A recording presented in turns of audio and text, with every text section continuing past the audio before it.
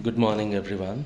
This video is specially meant for ACCA students who are attempting the SBL paper today, December 2nd, 2025. So, I have helped a few students for this exam. So, this guidance is specifically for them, but also for anyone who is attempting SBL paper. These are some generic observations which I found while going through the evaluation of multiple mock tests of multiple students. To some of the students, I have shared individual feedback, but this is a generic, input for most of you who are taking SBL exams. The first prerequisite is SBL stands for Strategic Business Leadership. So they are evaluating your leadership skills. So you are given a case study which is set up in a realistic corporate environment, and you are using multiple professional skills to answer that case study. So first mistake to be avoided is do not structure your answers as if you are structuring it for an academic exam. For example, your undergraduate degree exams or postgraduate degree exams. Don't structure your answers that way. What is the approach which is different here? In a regular academic exam, a question is asked and you are expected to answer it in a certain way, use certain keywords, headings, underlining. The structure of the answer is very academic. For example, what do you understand by this? We explain what we understand. Even if it's a case based question in academic exam, we still write what we know and then address the problem. In corporates, that is not how we do. Like a simple example which I always keep giving is something is not working in corporate and they are saying why is it not working. Now you cannot say, okay, I know that there are three E's: efficiency, effectiveness. Like, this is not how we speak in corporate, right? We don't want the theory gyan behind it. How do we fix this? Give a practical solution. Obviously, when you give a practical solution of fixing something, these efficiency, effectiveness type of concepts will be covered.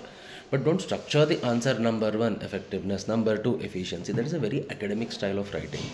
Like, one classic question which many people have asked me is using models. Like, external environment analysis, should we use pestle model? Of course you should use, but not academically.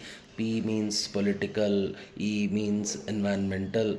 That is a very academic way of writing answers. In corporates, when we have problems to be solved, we don't sit down and write answers to those problems. We straight away solve them. So solve the problem. In solving the problem, you can take inputs from the model. Don't put your headings itself as a models thing, because that's not how corporates work. And when you do that, the evaluator of the exam gets a feeling that you have either mugged up this or you do not know how to solve a real corporate problem. You are addressing it very academically. That is one very big input. When you are writing your answers, think like you are a professional working in a proper corporate and then answer it. Not a student who is writing points. Of course, we do write points professionally in offices also, but not using some model. Models will be inbuilt into our answers. That is the first thing. Second, I've also seen students using lot many words to convey something very simple in a very layman language. If you start using professional vocabulary, you will not need so many words to express yourself. So rather than wasting some 7 lines telling me two things, can you do it in 3 or 4 lines? Think a little and articulate the words very professionally. Don't use layman language, because that's the same thing at a very high level corporate jobs. We don't use layman language. Next, always when you say some report has to be made, maintain some kind of a format. That is the header, address, to whom it is being addressed. Are we CCing or BCCing to someone? Regards, I mean, salutations. Keep that format. There's no hardcore format should be like this only. You should have to mug up the format. No, but generally keep it in a structured format. You can put a subject, all those things.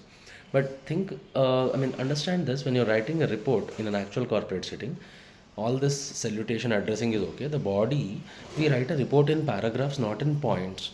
So try not to use bullet points and numbering points inside a report question. And also, please make sure you are addressing the correct skill which they are asking you to. If they are saying assessment, or analysis skill, analysis means cause and effect have to be linked. So you create a chain of thought. This leads to this, leads to this, leads to this. This is called analysis.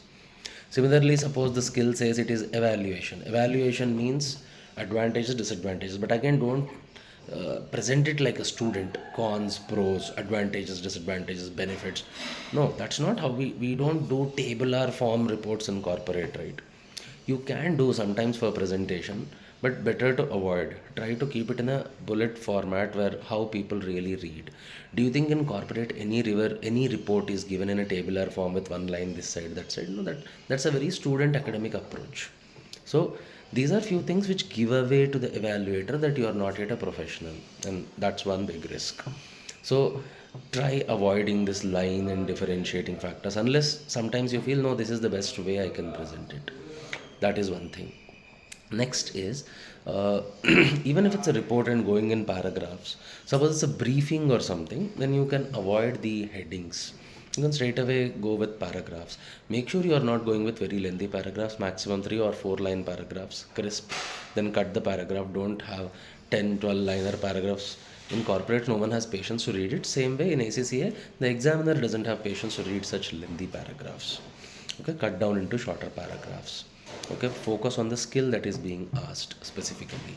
Read the question properly, because when I gave my SBL paper also, one particular question I misunderstood, started answering midway. I realized that, oh, this is not what they were asking, that is what they were asking. I had to revise the whole answer. Time waste.